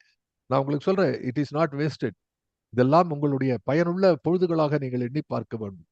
ஏன்னா இதெல்லாம் நினைத்து பார்க்கக்கூடிய ஒரு வாய்ப்பை நான் ஹைலைட் பண்றேன். I am not marketing, I am not trying to you know put goes over all these things. ஒரு ஒரு ஒரு ஒரு என்ன சொல்றது, ஒரு மின்விளக்கு போட்டு காட்டுவோம், லைட்டிங் ஆன் திஸ், அப்படி இல்லை. அது நமக்கே புரியறதுக்கு சொல்றேன். ஏன்னா இது மாதிரி இருக்கக்கூடிய விஷயங்கள். அப்ப இன்னொரு விஷயம் இதுல பார்க்கணும். பிஃபோர் ஐ கம்ப்ளீட், இந்த 2 கடைசியில இருக்கக்கூடிய இந்த 8 அறிகளிலே இன்னொரு விஷயம் இருக்கிறது. என்ன என்று கேட்டால், அதுவும் வைஷ்ணவ தத்துவம், சரணாகதி, டோட்டல் சரண்டர். இப்போ கீதையில ஆரம்பிக்கிறான் பாரதி, கண்ணனில் நாம ஒரு பாட்டினுடைய முழுமை எப்படி வருகிறது. இன்னொன்னு சொல்றேன் உங்களுக்கு, பாரதியுடைய பாடல்கள்ல நீங்க எடுத்து பார்த்தா அருமையான பாடல்கள், எக்ஸெப்ட் வெரி ஃபியூ. இது சிலது நம்ம கிடைக்கல, அதனால முற்று பெறாமல் இருக்கிறது. இப்போ உரைநடையில பார்க்கும்போது 6 ஒரு பங்கு மாதிரி இருக்கிறது. ஏன் சந்திரிகையின் இது இது எல்லாமே சிலதெல்லாம் முற்று பெறாமல், இது கூட சின்ன சங்கரன் கதை பல முற்று பெறாமல் இருக்கும். அது மாதிரி சில கவிதைகள் இருக்கின்றன. ஆனாலும் முற்று பெற்ற அவனுடைய கவிதைகளை எடுத்து பார்க்கும்போது ஒரு ஆரம்பம், ஒரு நடுப்பகுதி, ஒரு முதன்மை பகுதி, அதன் பிறகு கடைசியா வந்து ஒரு முடிவு நிறைவு பகுதி அப்படி அழகா முடிப்பான் அதை. ஆகவே இந்த பாட்டுல பார்க்கும்போது எடுத்த உடனே அவன் பார்க்கக்கூடியதை வந்து வேதவானில் விளங்கின ஆரம்பிக்கிறான் அப்படி. அங்க வேதத்துல ஆரம்பிச்சு அந்த வேதம் என்பது கீதை என்று சொல்லி அந்த வேதத்துல சொன்னதை நம்ம எப்படி ஃபாலோ பண்றோம் சொல்லி அதை நீ பார்த்தனுக்கு எப்படி போர்த்தட்டிலே போர் களத்திலே தேர் தட்டிலே உபதேசித்தா என்று சொல்லி இதை எப்படி ஃபாலோ பண்ணணும்னு சொல்லி கடைசியில புவியாட்சி வேண்டும் என்று சொல்லி கடைசியில எங்க வரான் சரணாகதியில வந்து முடிக்கிறான். எப்படி பாருங்க, இதுதான் பார்த்தன் செய்தது. அதாவது பார்த்தனுக்கு அர்ஜுன விஷாத யோகம் என்பார்கள். இந்த விஷாத யோகம் அந்த அந்த 2வது சாப்டருக்கு கூட அது சந்தேகம் தெளிவித்தல். அவனுக்கு அர்ஜுனனுக்கு பெரிய சந்தேகம் இருந்தது. அந்த சந்தேகம் எப்ப தீர்ந்தது என்று சொன்னால் அவன் சரணாகதி செய்த போது தீர்ந்தது. நீதான் எல்லாம் என்று சொன்னபோது திரௌபதியுடைய மானம் எப்பொழுது காக்கப்பட்டது? ஐயனே நீதான் காக்க வேண்டும் என்று தன்னுடைய மாறாப்பிலே வைத்துக் கொண்டிருந்த 2 கைகளையும் எடுத்து தோளுக்கு மேலே தையலுக்கு மேலே அந்த கைகளை தூக்கி செல்லும் போது இறைவன் வந்து அவளுக்கு துணை செய்கிறான் என்பது நம்ம படிக்கிறோம். அந்த புராண கதை சொல்கிறது. ஆகவே இந்த டோட்டல் சரண்டர் சரணாகதி தத்துவம். ராமாயணத்துல விபீஷண சரணாகதி பேசுறோம். விபீஷண சரணாகதியில் இருக்கக்கூடிய ஒரு அனுபவத்தை சொல்கிறேன். அதுக்கு இந்த பாட்டுக்கு பொருத்தமாக இருக்கக்கூடியது என்ன அப்படின்னா, இப்ப விபீஷணே சரணாகதி செய்தான் என்று ஒரு கேள்வி வருகிறது.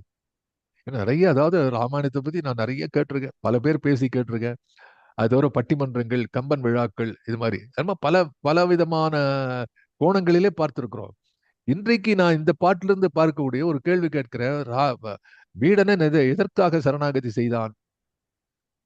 ஒன்று, சரணாகதி செய்ய வேண்டும் என்று சொன்னால் அதுக்கு தகுதியான ஒரு தலைவன் வேண்டும். அப்படி இருந்தா தான் சரணாகதி செய்ய முடியும் இல்லையா? நம்ம போய் இப்போ ஒண்ணும் இல்லாதவங்கிட்ட போய் சரணாகதினா அவனோட சேர்ந்து நம்மளும் இழுத்துன்னு போயிடுவான். வெறும் ஒரு துரும்ப இல்லைன்னா ஒரு ஒரு ஒரு சின்ன நூல் கயிறை வந்து நீங்க பற்றி கொண்டு வெள்ளத்திலே நீங்க பாய முடியாது, உங்களையும் இழுத்துன்னு போயிடும். அப்போ இவன் ராமனுடைய அந்த அளவற்ற பெருந்தன்மையை அவன் ஒரு அவதாரம் என்பதை புரிந்து கொண்டவனாக விளங்கக்கூடிய வீடனன் தான் சரணாகதிக்கு போறான்னு அர்த்தம். இப்போ 2வது, இந்த நாட்டினுடைய ஆட்சி வேண்டும் என்று சொன்னா வீடனன் சரணாகதி செய்தான். அதுக்கு வேண்டிய போறான் அவன்? இல்ல. அவன் போகக்கூடிய காரணம், இந்த இலங்கையிலே ஒரு அதர்மம் நிகழ்கிறது. இங்க ஒரு தர்மம் இல்லாத செய்கை என்ன? இன்னொருவனுடைய மாற்றானுடைய மனைவியை கொண்டு தன்னுடைய அண்ணனாகிய ராவணன் அங்கே சீதையை அசோகவனத்திலே சின்சுபா மரத்தினடியிலே அவன் சிறை வைக்கிறான். இது தவறு என்று அந்த சபையிலே பேசுகிறான்.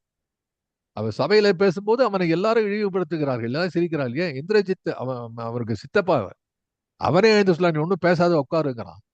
இப்ப சொல்லலாம், இவன்லாம் இந்த மாதிரி சின்ன பசங்க எல்லாம் பேச விடாது அப்படின்னு தங்க அண்ணன் கிட்ட சொல்லலாம், ராவணன் கிட்ட. இப்படி அந்த வரலாறு போகிறது. ரொம்ப அருமையான இடம் அது. பீஷ்ண சரணாகதியும் பீஷ்ண இன்ட்ராக்ஷன், அவன் வந்து ராவணகிட்ட பேசலாம். ரொம்ப அருமையான கம்பராமாயணத்தில் இருக்கக்கூடிய அருமையான இடங்கள். அதுல அப்ப என்ன நினைக்கிறான்னு சொன்னால், அப்போ இங்க நிகழக்கூடிய அந்த சீதை என்ற பெண்ணுக்கு நிகழ்ந்த இந்த ஒரு இழிவு இருக்கிறதே, இந்த தீமையை அகற்ற வேண்டும் என்று சரணாகதி அடைகிறார். இப்ப நீங்க பாருங்க, இதுல வந்து சரணாகதியினுடைய தத்துவத்திலே முக்கியமான தத்துவம் வந்து இவனுக்கு அந்த ஆட்சி, இலங்கையினுடைய ஆட்சி தனக்கு கிடைக்க வேண்டும் என்று போல, அவன் தீமையை அகற்ற வேண்டும் என்று போகிறான் என்று அதை இன்டர்பிரட் பண்ணணும். அப்பதான் வந்து பாரதியினுடைய இந்த வரிகளினுடைய பொருள் அப்போ இது வருது, இந்த சரணாகதி. அப்ப நீங்க எந்த சரணாகதியை பார்க்கும் போதும் இறைவனிடம் சென்று காட்டக்கூடிய சரணாகதியில கடைசியில நிற்கக்கூடியது என்ன என்று சொன்னால் தீமையை அகற்றுமின். இப்ப நம்ம முதல்ல வரலாம், நம்ம சொன்ன இந்த 3 விஷயத்துக்கு வரலாம். ஒன்று, அறம் செய்மின், அறத்தை செய்து கொண்டிருங்கள். 2வது வந்து சத்தியம் பூணுமின், அது செய்து கொண்டிருங்கள். 3வதாக இருக்கக்கூடியது தீமையை அகற்றுமின். இந்த தீமை அகற்றுவதற்கு உன்னாலே முடியாது. இந்த தீமை அகற்றுவதற்கு உனக்கு இறையருள் தேவை. It is not easy. அவனுடைய பேரொருள் தேவை. அதுக்கு ஒரே வாய்ப்பு என்னன்னா சரணாகதி. So total surrender. That is why the great lord Krishna, I am surrendering towards you. கண்ணனே உன்னை வேண்டுகிறேன். கண்ணனை வேண்டுதல் என்பது கண்ணனிடம் சரணாகதி அடைதல். அந்த சரணாகதிக்கு காரணம் என்ன என்றால் தீமையை அகற்ற வேண்டும். என்ன தீமை? இந்த நாட்டுக்கு அடிமைப்பட்டு கிடக்கக்கூடிய தாழ்வுற்ற நிலை இருக்கிறதே, இந்த தீமையை அகற்ற வேண்டும் என்று சொன்னால் கண்ணனை வேண்டுதல் தான் ஒரே வழி என்றுதான் இந்த பாடலை முடிக்கிறான். ஆகவே it's a song which in its totality has a starting point, has a middle and a beautiful ending. All of these are identifying only the great Gita. அதுக்கு காரணம் கண்ணன் என்ற அந்த ஒரு கான்செப்ட். பாரதியே எழுதுகிறான், போன முறை உங்களுக்கு சொன்ன, Krishna concept, symbolizing Krishna, is one of the earliest identification of the ruling of the nation. அது முதல்ல இருந்து அந்த போன யுகத்திலிருந்து நான் நினைத்து பார்க்கிறேன். இன் ரெட்ரோஸ்பெக்ட் பேசும்போது நான் நினைத்து பார்க்கிறேன், துவாபர யுகத்திலே நிகழ்ந்த இந்த கீதோபதேசம் அந்த யுகத்துக்கானதே அல்ல. இவன் பார்த்த சாரதியாக விளங்கி பார்த்தனுக்கு சொல்ல வேண்டிய அவசியமே இல்லை. கிருஷ்ணா ஒரே நேரத்துல அந்த குருட்சேத்திர போரை முடிச்சுட்டு போயிருக்கலாம். துவாபர யுகத்திலே கண்ணன் சொன்ன அந்த கீதை இந்த கலியுகத்துக்கானது. இந்த கலியுகத்துக்கு தான் இந்த போன யுகத்திலே அவன் சொல்கிறான். அவன் பார்த்தனுக்காக சொல்லவில்லை, இந்த கலியுகத்துக்காக சொல்கிறான். அந்த கலியுகத்துக்காக சொல்லக்கூடிய அந்த கீதையை பாரதி சரியான நேரத்திலே கையிலே எடுத்து இந்த நாட்டுக்காக சொல்கிறான். இந்த நாட்டுக்கு தேவை இந்த கண்ணனுடைய உபதேசம். அதுதான் இந்த ஆன்மீக அரசியல் இணைப்பு. இதைத்தான் அவன் மகான் அரவிந்தரிடமிருந்து பெறுகிறான். அரவிந்தருக்கு கடைசி அரவிந்தருடைய பிரதர், அவரும் ஒரு பெரிய புரட்சியாளர். அவர் அரவிந்தரை மீட் பண்றார் புதுச்சேரியில. பண்ணும்போது அரவிந்தர் சொன்ன, நீ இன்னும் இந்த தீவிரவாதத்தெல்லாம் கைவிடவில்லையா, அது விட்டுரு, நோமோர் ஆயுத புரட்சியெல்லாம் தேவையே இல்லை, இந்த நாடு விரைவிலே விடுதலை அடையும் என்று அங்க சொல்றார். முரளிய இந்த ஒரு வரலாற்றில் இருக்கிறது, மகான் அரவிந்தருடைய வரலாற்றில் இருக்கிறது. எப்படி அது இதெல்லாம் தெரிஞ்சா ஆனந்த சுதந்திரம் அடைந்து விட்டோமே என்று பாரதி பேசுகிறான், பாடுகிறான். ஏன்னா அரவிந்தா சேஸ் தட் இந்த இந்த ஏன்னா ஹி ஹிம்செல்ஃப் வாஸ் ஒரு புரட்சி வீரராக இருந்தவர். அவர் சொல்றார், நம்ம ஆயுதம் தேவையில்லை, இந்த நாடு விடுதலை அடைந்து விடும் என்று சொல்கிறார். அவர் சிறையிலே கண்ணனை தரிசனம் செய்தவர். ஆகவே இந்த பின்னணி இது எல்லாத்தையும் சேர்த்துதான் Bharathi. Bharathi is an expression of his own times. Bharati is an expression of his own exuberance in poetry. Bharati is an expression of the aspirations of the great nation. இந்த பெரிய மாபெரும் பாரத நாட்டினுடைய மூச்சு காற்றாக விளங்கியவன் பாரதி. அந்த காற்றிலே கலந்திருக்கக்கூடிய அத்தனை உணர்வுகளையும் தன்னிடையே பெற்று அதை கவிதையாக மாற்றியவன் பாரதி. இந்த நாட்டினுடைய பேரன்பு பெருந்தெய்வங்களாக விளங்கக்கூடிய அத்தனை இறை ஆண்மையும் தன்னுடைய சொற்களிலே கொண்டு வந்து இந்த நாட்டுக்கு ஒரு உயிர்ப்பாக, ஒரு ஆணிவராக நிற்கக்கூடிய ஒரு மாபெரும் ஆலமரமாக தன்னுடைய கவிதைகளை படைத்தவன் பாரதின்னு சொன்னால் மிகையில்லை. ஆகவே நம்ம ஒரு நல்ல பாடலை பார்த்திருக்கோம். ஒரு கண்ணனை வேண்டுதல் என்பது மறுபடி நீங்கள் படித்து பார்க்க வேண்டிய பாடல், மறுபடி எண்ணி பார்க்க வேண்டிய பாடல். ஆக எப்போதும் போல எல்லா பாடல்களையும் பற்றி பேசும்போதும் இருக்கக்கூடிய மகிழ்ச்சியை விட இன்று இந்த பாடலை பற்றி நான் பேசி உங்களோடு பகிர்ந்து கொண்டதை, உங்களோடு சேர்ந்து இந்த எண்ணங்களை பகிர்ந்து கொண்டதை மிக மகிழ்ச்சியாக, மிக பெருமையாக கருதுகிறேன். நன்றி குவிகம், ஒன்ஸ் அகைன் நன்றி, வணக்கம். அடுத்த வாரம் சந்திக்கலாம்.